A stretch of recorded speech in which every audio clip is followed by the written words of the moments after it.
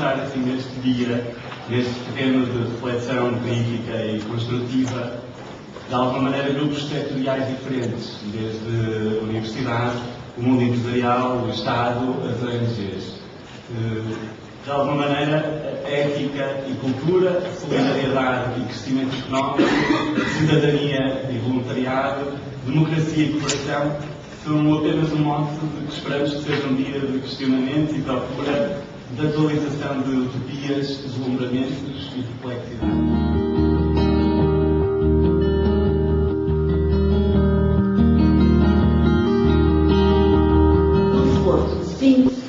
Enumera, e já estamos num período de evolução da enumera 6 componentes necessárias e imprescindíveis para um desenvolvimento autêntico. Uma componente económica, sem dúvida, de criação de riqueza autêntica e de melhores condições de vida material e equitativamente distribuída. Uma componente social, de fomento do bem-estar em relação a bens e serviços fundamentais no domínio da saúde, da educação, da cultura, da habitação e do emprego. Uma dimensão política que inclui a salvaguarda dos direitos humanos, a liberdade política, o respeito pelos valores universais, a emancipação legal do indivíduo e um governo democrático. Uma componente cultural que reconheça a identidade cultural de diferentes povos e comunidades e promova a autoestima das pessoas relativamente à sua própria cultura. Uma componente ambiental no duplo entendimento de prospeção de um ambiente saudável e de sustentabilidade. Uma componente de autodeterminação política e económica e ainda, este é o aspecto talvez mais inovador introduzido por Gaulle, uma dimensão de vida plena, incluindo nesta vida plena o respeito pelas crenças e pelas manifestações simbólicas dirigidas ao significado último da vida, da história e da realidade cósmica e às possibilidades de transcendência. As grandes novidades que o quadro atual do desenvolvimento dos povos apresenta exigem, em muitos casos, novas soluções. Estas hão de ser procuradas conjuntamente no respeito das leis próprias de cada realidade e à luz de uma visão integral do homem que espelhe os vários aspectos da pessoa humana, contemplada com o olhar qualificado pela caridade. Descobrir-se-ão então singulares convergências e concretas possibilidades de solução, sem renunciar a qualquer componente fundamental da vida humana. É o número 32 da encíclica A Caridade na Verdade. Quando há bocadinho fazia referência às comunidades que pude visitar dos leigos em São Tomé e Moçambique, talvez aí se perceba, ou pelo menos para mim, o que será esta qualidade do desenvolvimento. Isto é uma presença, antes de mais, é uma presença humana, situada num espaço humano, num espaço qualificado culturalmente, qualificado religiosamente, qualificado socialmente, e precisamente aí procura-se fazer vida ao de cima o que há de mais humano. Sem dúvida, pela educação, pela saúde, pela agricultura, mas não só, pela catequese, isto é, por fazer vir ao de cima os elementos espirituais, pela presença, simplesmente pela presença. Enfim, sem estar aqui a dizer que os leigos para o desenvolvimento são o máximo, mas o que eu pude constatar é uma presença humanamente qualificada. Este é o dia novo, cheio pelo desejo de o transformar. Este é o dia transformado pelo modo como apoio este dia no chão. Uma compreensão profundamente qualitativa da existência.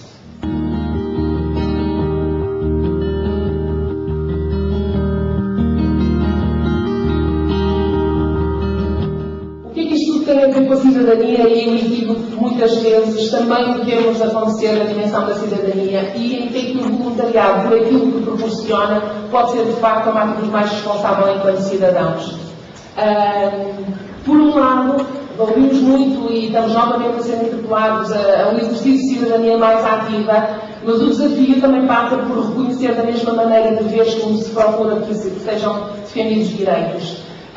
No voluntariado encontramos muito esta atitude de olhar mais para fora do que para o próprio, de assumir uma responsabilidade para o que está à nossa volta e que pode ser de facto um contributo para esta cidadania mais ativa.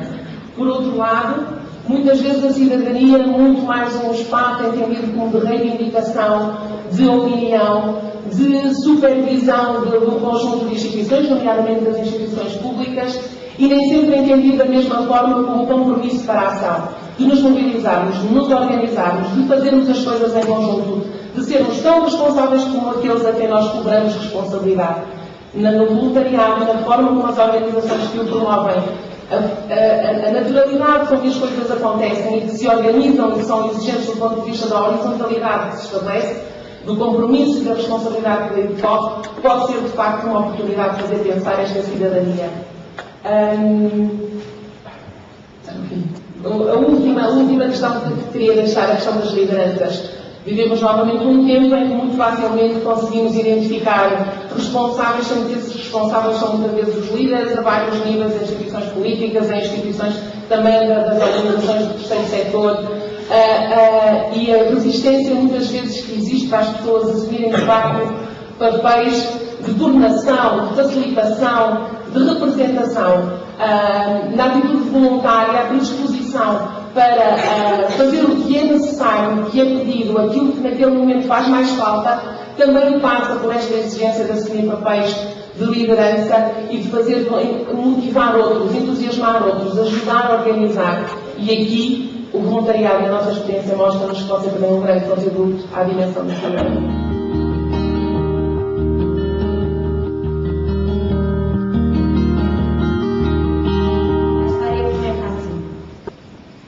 Era uma vez um balão.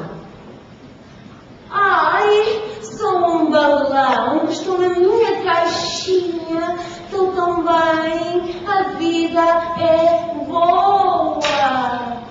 E a vida era boa, porque o balão na sua caixinha, ao lado de outros balões, noutras caixinhas, vivia quentinho, sossegadinho e a vida era boa.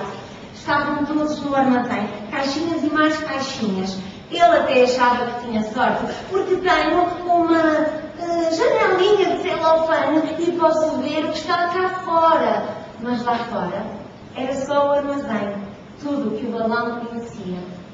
Mas um dia, umas mãos que ele não conhecia pegaram na sua caixinha, embrulharam e ele ouviu lá ao longe alguém dizer que esta caixinha ia para a África.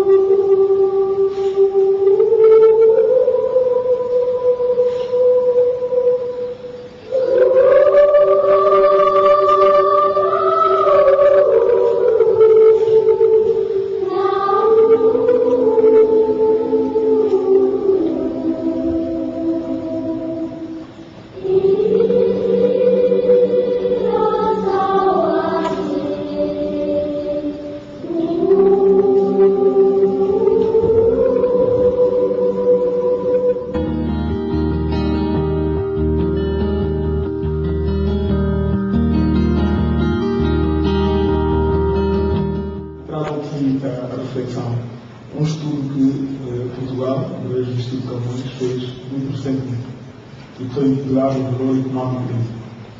Ao fazer esse estudo, e ao constatar que,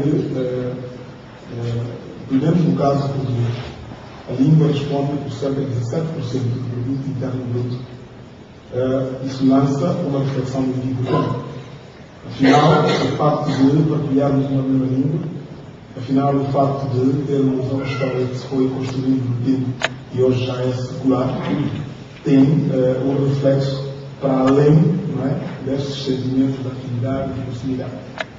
Afinal, há aqui uma oportunidade bastante grande de cooperação económica que podia servir de alavanca para o desenvolvimento dos nossos.